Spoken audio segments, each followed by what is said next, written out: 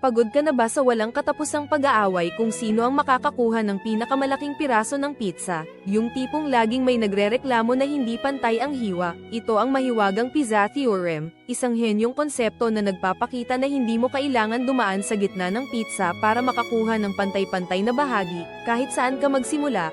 Posible, sa simpleng aplikasyon ng geometriya, ipinapakita ng teoremang ito na kahit anong punto ang simulang hiwain, basta sundan ang tamang pattern, magiging pantay ang lahat. Ito ay purong geometriko na mahika.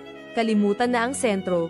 Hindi na ito hadlang sa pagkamit ng perpektong paghiwa. Ito ay purong siyensya na nagdudulot ng katarungan sa hapagkainan. Ngayon, ang bawat pizza party ay magiging puno ng saya at walang gulo, walang magrereklamo.